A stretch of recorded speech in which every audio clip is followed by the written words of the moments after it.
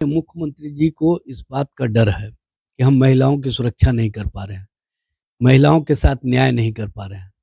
महिलाओं के प्रति जो डबल इंजन सरकार की सोच दिखनी चाहिए वो दिख नहीं रही है। इसी कारण से वो महिला संवाद के नाम पर यात्रा करने से डर रहे हैं। इस सरकार के स्तर से कितना मजबूती के साथ उन माफियाओं को संरक्षण दिया जा रहा है कि हर घर अब शराब की बोतलें पहुंच रही हैं और शराब पहुंचाने वाले पूरी मजबूती के साथ अपने कार्यों में लगे हुए हैं। स्मार्ट मीटर के संबंध में हमारा संकल्प है कि उस स्मार्ट मीटर के त्रुटियों को दूर करके बेहतर ढंग से लोगों को, उपभोक्ताओं को सुविधा प्रदान करेंगे और 200 यूनिट तक बिजली मुफ्त देने का काम करेंगे।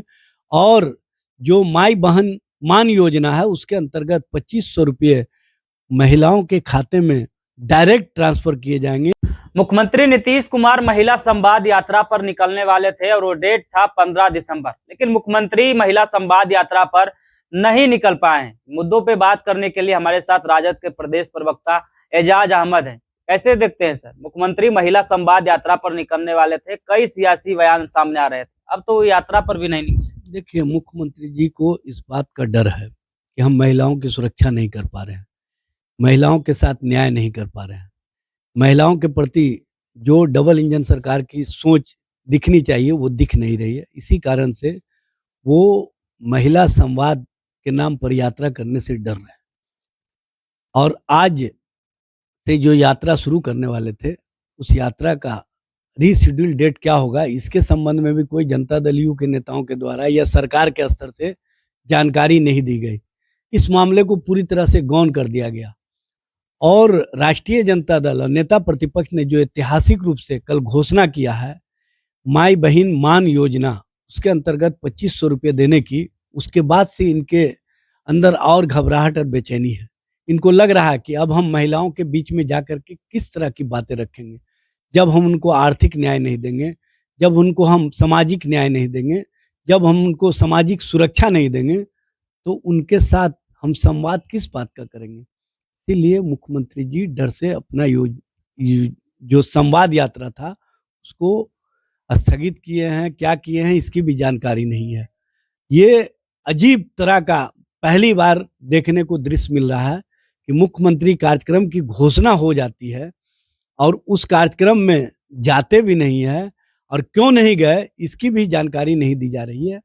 ये स्पष्ट करता है कि कहीं ना कहीं वो महिलाओं के नाम पर जो राजनीति करना चाह रहे थे उस राजनीति का पोल खुल गया और तेजस्वी जी ने सच और सच्चाई सामने लाने का काम किया और बताने का काम किया कि महिलाओं के साथ न्याय करने के प्रति आप गंभीर नहीं है, महिलाओं के सुरक्षा के प्रति आप गंभीर नहीं है, महिलाओं के साथ आपका क्या दृष्टि है ये बताने की आवश्यकता नहीं है। और जो भारतीय जनता पार्टी या डबल इंजन के लोग या जनता दल यू के लोग तिल का ताड़ बनाने की राजनीति करते रहे हैं, उनकी राजनीति का पोल खुल गया। सबको पता चल गया कि डबल इंजन सरकार में महिलाओं के साथ मुजफ्फरपुर शेल्टर होम होते हैं, महिलाओं के साथ गाय घाट शेल्टर होम होते हैं, महिलाओं के साथ कहीं ना कहीं आपको पटेल नगर शेल्टर होम जैसी घटनाएं होती हैं, जिससे पूरा बिहार शर्मसार होता है। 6 बरस, 7 बरस, 5 बरस की बच्चियों के साथ बलात्कार, दुराचार और व्यभिचार की घटनाएं हो रही हैं, उस पर सरकार गंभीर नहीं है। सरकार के स्तर से कोई कार्रवाई नहीं की जा रही है। इन सारे बातों से जो महिलाओं में नाराजगी है और सबसे बड़ी बात यह है कि जो ये प्रचार प्रसार करते थे कि हम शराबबंदी लागू किए हैं महिलाओं के लिए, उस शराबबंदी का पोल खुल गया। आज किसी के पति, किसी के बेटा, किसी का पोता, किसी का नाती काल के गाल में समा रहा है जहरीली शराब पीने के कारण। उनके घर में जो मातम है, उनके घर में जो कहीं ना कहीं कोलाहल की स्थिति है, उस स्थिति को बनाने में सरकार के अंदर बैठे हुए लोगों की भूमिका है। जब भारत सरकार के मंत्री जीतन राम मांझी मानते हैं, जब बिहार सरकार के उत्पाद मंत्री रत्नेश सदा मानते हैं कि बिहार में होम डिलीवरी शराब की जा रही है और माफियाओं पर कार्रवाई नहीं हो रही है, तो इसी समझ में आता है कि सरकार के स्तर से कितना मजबूती के साथ उन माफियाओं को संरक्षण दिया जा रहा है कि हर घर अब शराब की बोतलें पहुंच रही हैं और शराब पहुंचाने वाले पूरी मजबूती के साथ अपने कार्यों में लगे हुए हैं। तेजस्वी यादव की यात्रा को लेकर लगातार एनडीए कह रही थी कि तेजस्वी जितने भी यात्रा पर निकलते हैं एक भी यात्रा जो है पूरा नहीं करते हैं। और तेजस्वी यादव एक ऐतिहासिक ऐलान किए हैं माई बहन सम्मान योजना। क्या लगता है कि विधानसभा चुनाव में इसका प्रभाव देखने को मिलेगा? देखिए, हम लोग कोई चीज भी विधानसभा या लोकसभा का चुनाव देख करके नहीं करते हैं। हम महिलाओं के साथ न्याय करना चाहते थे। आपने देखा होगा 2020 के पहले हमने घोषणा किया था कि हम जब सत्ता में आएंगे तो नौजवानों को 10 लाख नौकरी देंगे, एक कलम से। इस पर लोगों ने उपहास बनाया था और मुख्यमंत्री जी ने स्वयं कहा था, कहाँ से पैसा लाएगा, बप्पा के यहाँ से लाएगा, जेलवा से लाएगा।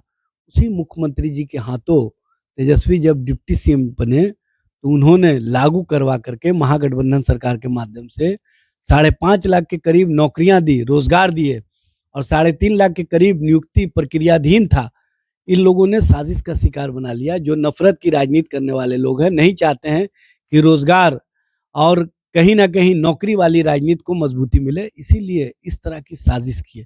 लेकिन साजिश के बावजूद भी हम लोगों ने जो संकल्प लिया था उस संकल्प को पूरा किया और हमारा पुनः संकल्प है कि हम जब सत्ता में आएंगे तो नौकरी देंगे, रोजगार देंगे।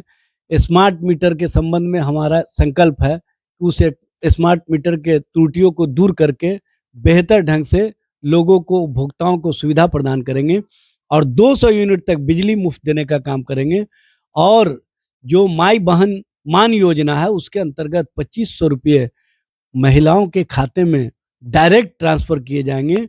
ये हमारा संकल्प है और इस संकल्प के प्रति नेता प्रतिपक्ष तेजस्वी जी जो कल ऐतिहासिक घोषणा की है और उन्होंने जो कहा है कि जिसको महिलाओं का, जिसको माँ बहनों का आशीर्वाद मिलता है वही आगे बढ़ता है और उसी के घर में खुशहाली आती है।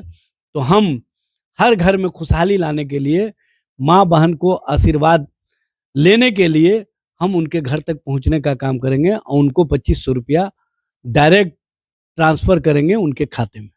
बहुत बहुत धन्यवाद सर। ये थे राजद प्रदेश प्रवक्ता एजाज अहमद। इन्होंने मुख्यमंत्री की यात्रा को लेकर और साथ ही साथ तेजस्वी यादव जो ऐतिहासिक ऐलान किए हैं उन तमाम बिंदुओं पे बात करते हुए नजर आ रहे थे। इस वीडियो के माध्यम से आप क्या सोचते हैं अपनी राय कमेंट में जरूर दें और ऐसे ही खबरों से रूबरू होने के लिए देखते रहिए।